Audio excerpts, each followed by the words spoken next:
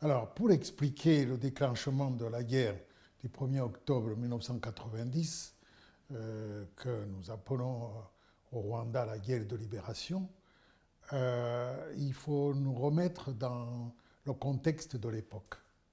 Et le contexte de l'époque, c'est que nous avons une deuxième république. On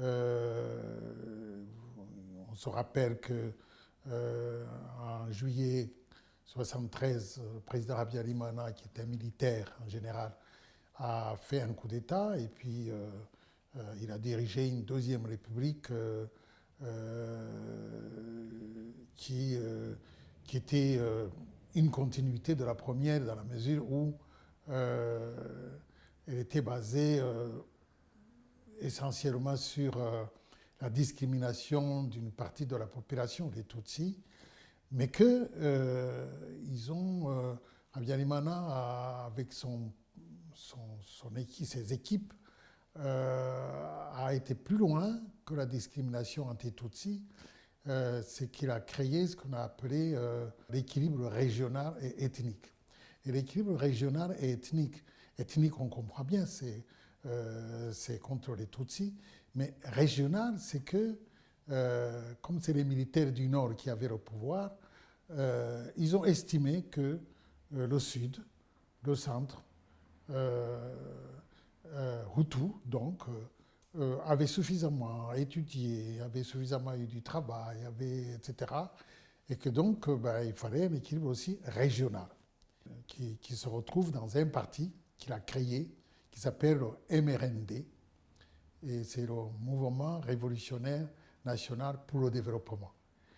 Et l'article 7 du MRND, des statuts du MRND, stipule que tout Rwandais, dès sa naissance, est membre du MRND. Donc vous n'y échappez pas. C'est pas seulement un parti unique hein, comme ailleurs. Hein. Non, ça va presque dans l'identité. Vous êtes Rwandais, donc vous êtes MRND. Et pour corser le tout, j'ai dit l'article 7, non, c'est l'article 9. C'est l'article 9 des statuts du MRND. Mais l'article 7 de la Constitution, qui a été concocté par des étrangers avec quelques Rwandais, par des Belges avec quelques Rwandais, l'article 7 de la Constitution rwandaise faite en 1978, cet article stipule que le MRND est le cadre politique unique de toute activité politique au Rwanda.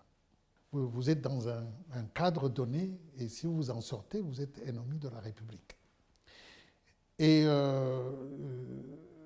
y a une autre chose qu'il faut signaler qui peut expliquer vraiment comment cette guerre du 1er octobre s'est déclenchée, c'est qu'en 1986, un congrès national du MRND, justement, du parti, a stipulé, tout à fait voté même, que les réfugiés rwandais qui sont dans tous les pays limitrophes en Europe, en tout cas tout réfugié rwandais, n'a plus le droit de rentrer chez lui. Et donc ça fait quelque chose qui était une fermeture totale de la solution que les réfugiés voulaient parce qu'ils voulaient rentrer pour couvrir le droit d'être rwandais. C'est dans ce contexte donc que la guerre du 1er octobre a été déclenchée.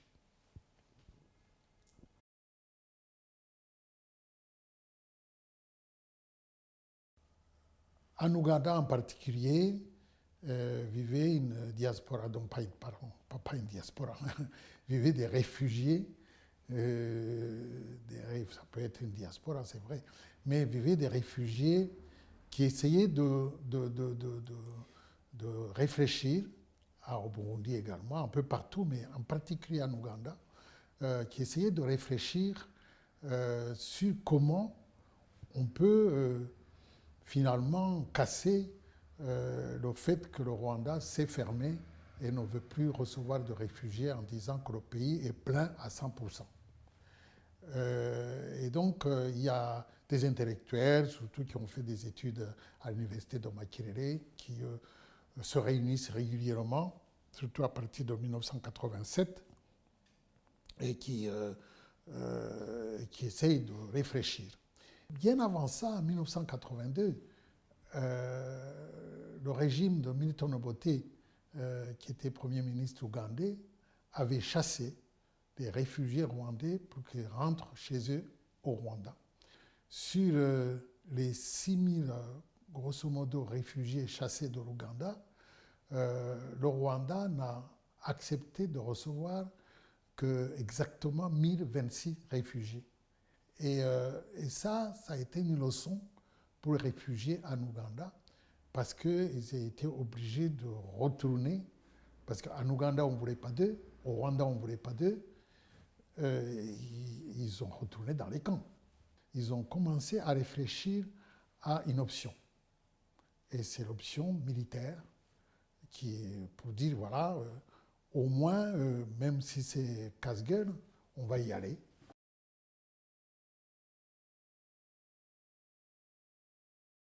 Et donc, le FPR s'est créé dans ces conditions-là, avec une branche de réflexion, d'analyse politique, pour dire, voilà, nos objectifs, ce n'est pas seulement rentrer comme réfugiés, c'est aussi changer la politique intérieure du Rwanda.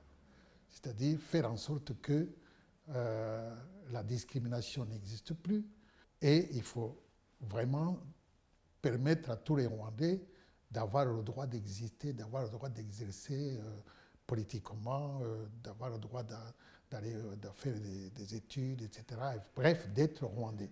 Le 1er octobre 1990, environ 3000 militaires, enfin 3000 combattants, disons, ont dépassé la frontière pour attaquer le Rwanda en expliquant bien ce pourquoi ils attaquent.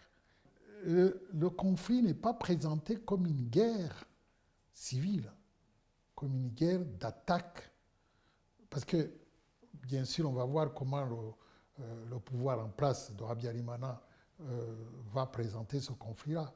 Mais le conflit tel qu'il est présenté par le FPR, c'est même pas un conflit, c'est une guerre de libération. Et ils aimeraient bien faire en sorte que la population qui pense quand même assez opprimée, parce qu'il n'y a pas que seulement les Tutsis, mais il y a les Hutus du Sud. Et donc le FPR, en présentant son programme politique